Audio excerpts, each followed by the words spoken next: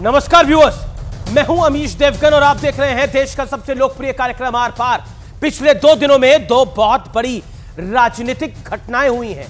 पहली, लालू और नीतीश के गढ़ में घुसकर इन्हें ललकारते हुए देश के गृह मंत्री अमित शाह ने जातिगत जनगणना वाला पूरा नैरेटिव बदल दिया है। अमित शाह ने कहा है कि बिहार में जाति सर्वे करने का फैसला जब हुआ वहां बीजेपी की सरकार थी और हिस्सेदार थी, लेकिन बाद में नीतीश कुमार ने लालू यादव के प्रेशर में, दबाव में यादव और मुसलमानों की आबादी को बड़ा चढ़ाकर दिखा दिया और साथ ही अति पिछड़ा और पिछड़ा की आबादी को घटाकर दिखा दिया। अमित शाह के इस बयान पर सियासी संग्राम छिड़ गया है। लेकिन दूसरी बड़ी घटना चुनावी राज्य मध्य प्रदेश में हुई है, जहां विपक्षी गठबंधन के बड़े साझेदार अखिलेश यादव ने कांग्रेस की बखिया उधेड़ते हुए कहा है, और क्या कहा है गौर से सुनिए। कांग्रेस को कभी वोट मत देना क्योंकि कांग्रेस बहुत चालू पार्टी है, अखिलेश यादव कह रहे हैं। इनसे सावधान रहने की आवश्यकता है, जरूरत है। अगर कांग्रेस मुझे धोखा दे सकती है, अखिलेश यादव कह रहे हैं, तो जनता जनार्दन के साथ क्या कुछ कर सकती है। इतना ही नहीं, जाति वाली जनगणना की पोल खोलते हुए अखिलेश यादव ने कहा है कि वोटों की लालसा में, वोटों की लालच में कांग्रेस ने जातिगत जनगणना का दांव चला। यानी जो बात अब तक भारतीय जनता पार्टी कह रही थी, कई और दल कह रहे थे, उसे खुद अखिलेश यादव ने मोहर लगा दिया है। तो आज इसी बड़े पॉलिटिकल मुद्दे पर होगी देश की बड़ी राजनीतिक बहस। पिछड़ों से धोखा, एमवाई को मौका। आज का आर पार इसी पर व्यूअर्स।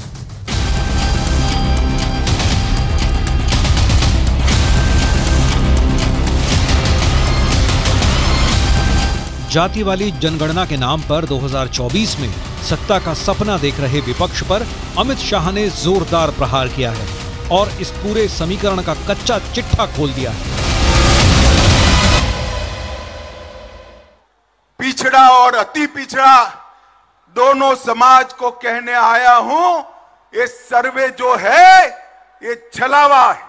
हमने इसका समर्थन किया था, मगर हमें नहीं मालूम था यादव और मुस्लिमों की संख्या बढ़ाकर अति पिछड़ा को अन्याय करने का काम ये नीतीश कुमार और लालू करेंगे। इंडी एलायंस का मुख्यमंत्री अति पिछड़ा समाज से होगा। समग्र बिहार में मुस्लिम तुष्टीकरण का काम किया है।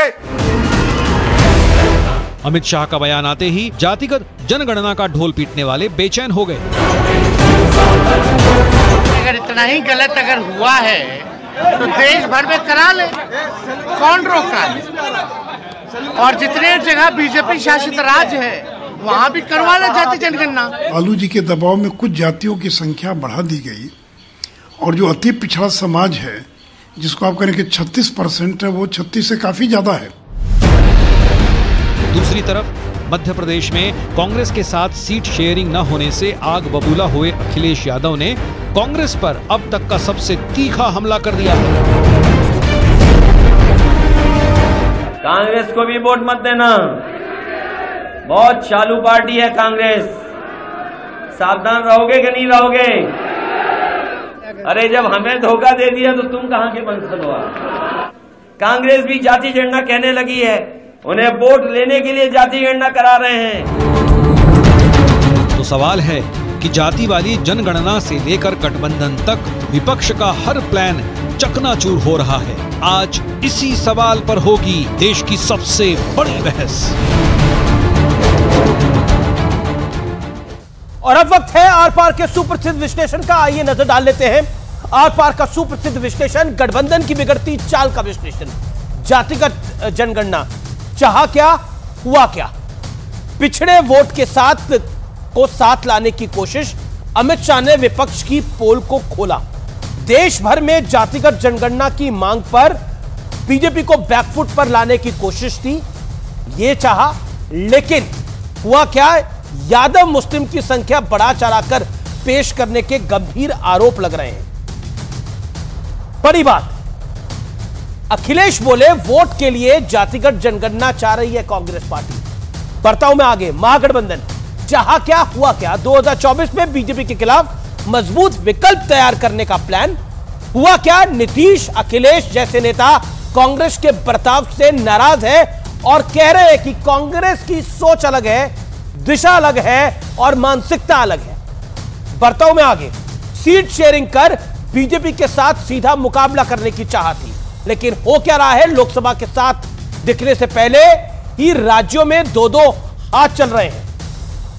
एक सुर एक ताल में एकजुट दिखाने की कोशिश थी, लेकिन केजरीवाल दिल्ली पंजाब में तो अखिलेश यूपी में कांग्रेस को भाव देने के मूड में नहीं है। बर्ताव में आगे बड़ा सवाल यह है, अब क्या गठबंधन की गाड़ी अपना रास्ता भटक चुकी है? जिस गठबंधन का, इंडिया अलायंस का अभी यह हाल है, तो सोचिए लोकसभा चुनाव में जाने से पहले हश्र और हाल क्या होगा, और चुनाव के बाद खुदा न खास्ता सरकार बन गई तो फिर हश्र क्या होगा, हाल क्या होगा।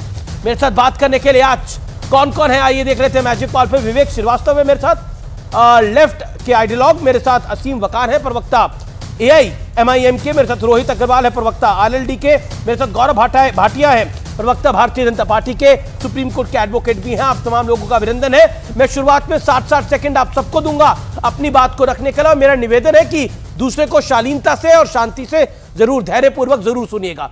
शुरुआत आपसे करते हैं विवेक जी, और आपसे मैं जानता हूं ये क्या से क्या हो गया। खाए थी कस्में प्यार मोहब्बत की, लेकिन वादा खिलाफी, धोखा और पता नहीं क्या क्या हो रहा है। देखिए ऐसा है, ये सब जो हमारा INDA का गठबंधन है, लोकसभा की तिथि आते आते आप देखेंगे सब एक साथ होंगे। अभी जो हो रहा है सिर्फ ये टेम्पररी फेज है। दूसरी बात मैं बताऊं आपको, भारतीय जनता पार्टी अपने गेम में फेल हो गई। जब कास्ट सेंसस की बात हुई तो पहले इन्होंने उसको बोला कि साहब ये तो करना ही गलत है। इन्होंने धर्म गुरुओं को, जो भारतीय जनता पार्टी की बैटिंग करते हैं, मीडिया में और अन्य तरीके से लगा दिया सर्विस के ऊपर और बोलने लगे कि हिंदू तो साहब एक है। ये तो अंग्रेज आए थे तब जातियां बनी, इसलिए जाति का कोई कंसेप्ट ही नहीं है, ये तो अंग्रेजों ने दिया है। तो जब ये उसमें फेल हो गए और जब ये सक्सेसफुल नहीं हुए, उन्होंने रियलाइज किया कि जाति एक फैक्ट है, एक फैक्टर है, हिंदू धर्म की कुरीति रही है, दलितों को दबाया गया, तो गेम चेंज करने की कोशिश है।